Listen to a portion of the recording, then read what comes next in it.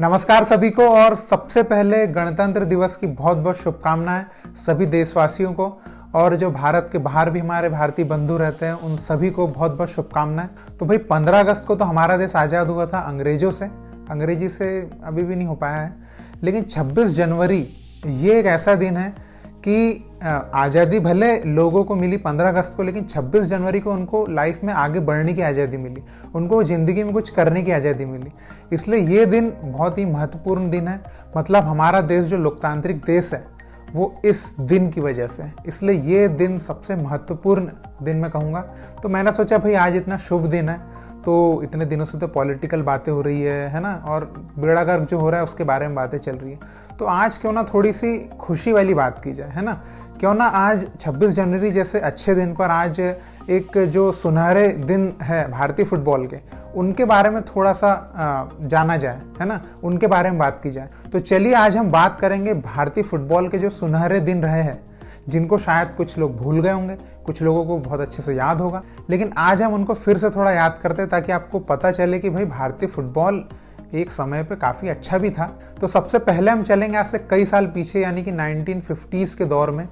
उस टाइम को भारतीय फुटबॉल का सबसे बेहतरीन टाइम कहा जाता है। तो क्यों कहा जाता है, उसके पीछे बहुत अच्छा कारण है। तो 1950 का जो दौर था, उस दौर में इंडियन फुटबॉल टीम एशिया की one of the best football team में से एक कही जाती थी।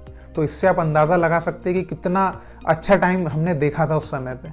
और उस समय पे हमारे जो कोच थे वो थे सैयद अब्दुल रहीम साहब, जिनको इंडियन फुटबॉल का सबसे बेहतरीन कोच कहा जाता है। और उनके ऊपर अजय देवगन साहब एक बहुत अच्छी फिल्म लेकर आ रहे हैं, तो वो आप जरूर देखिएगा जब भी वो रिलीज होगी। ईयर 1951 में हमने जीता था एशियन गेम्स, और 1956 में जब हमने ओलंपिक खेला था, वो अभी तक का भारतीय फुटबॉल टीम का सबसे बेस्ट ओलंपिक परफॉर्मेंस कहा जाता है, जिसमें हमने 4th प्लेस लगाई थी। लेकिन भले हमने उस ओलंपिक में कोई मेडल नहीं जीता हो, लेकिन एक इतिहास जरूर बनाया था। और वो इतिहास क्या था कि क्वार्टर फाइनल में हमने जो ऑस्ट्रेलिया से मुकाबला खेला था, उस मैच में हमारे भारतीय फुटबॉलर नेविल डिसूजा जी ने हैट्रिक मारी थी, जो अभी तक एक इतिहास है कि पहले एशियन थे जिन्होंने ओलंपिक में हैट्रिक मारी। तो ये भी भारतीय फुटबॉल के लिए बहुत गौरव करने की बात है। और उसके बाद 1964 का जो एशियन कप था उसमें हम रनर अप रहे, और उसमें रनर अप होने के साथ साथ जो हमारे भारतीय फुटबॉलर थे इंदर सिंह, वो top scorer of the tournament रहे थे। तो ये भी एक बहुत अच्छा अचीवमेंट था हमारे भारतीय फुटबॉल का।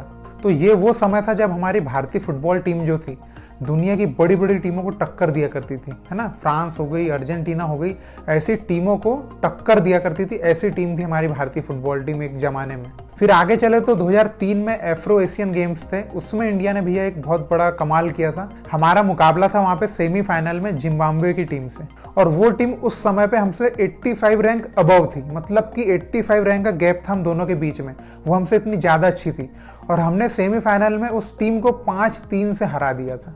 तो मतलब ये हमने एक बहुत बड़ा कीर्तिमान कर दिया था। पूरे दुनिया में एकदम से खबर फैल गई थी कि भाई इंडिया ने कितनी हायर रैंक टीम को हरा दिया है। और उस समय पे हमारे जो हेड कोच थे उनको AFC manager of the month का अवार्ड भी दिया गया था। तो मतलब काफी बड़ा कारनामा करके दिखाया था हमने। और इसी टूर्नामेंट में हमारे जो बहुत ही दिग्गज फुटबॉलर है IM विजयन साहब, उन्होंने रिटायरमेंट लिया था। और अगर आपको IM विजयन साहब के बारे में नहीं पता होगा तो मैं आपको बता दूं कि IM विजयन साहब वो प्लेयर है जिन्होंने one of the fastest international goal किया है, जब उन्होंने भूटान के अगेंस्ट 12 सेकंड में गोल कर दिया था।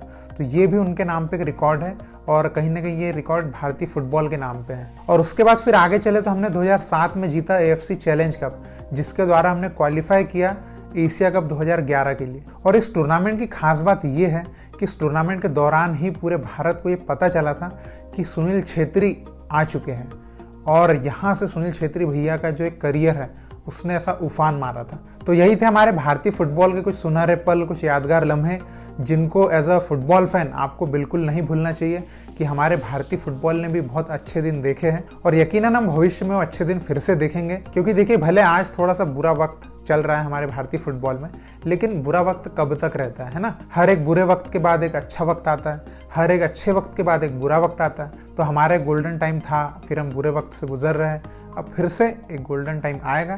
तो उसकी जो होप है आप जरूर बनाए रखिए। ऐसा नहीं कि एकदम कुछ बुरा हो रहा है तो बिल्कुल अच्छा होगा ही नहीं, क्योंकि अगर कुछ बुरे लोग हैं तो अच्छे लोग भी है दुनिया में। इसलिए पॉजिटिविटी बनाए रखिए और अच्छे की आशा रखिए बस। और आपको पर्सनली इंडियन फुटबॉल का कौन सा टाइम बेस्ट लगता है ये आप कमेंट में लिख के ज़रूर बताइएगा। और इसी तरह भारतीय फुटबॉल को सपोर्ट करते रहिए। बहुत बहुत शुक्रिया वीडियो देखने के लिए। जय हिंद, जय भारत।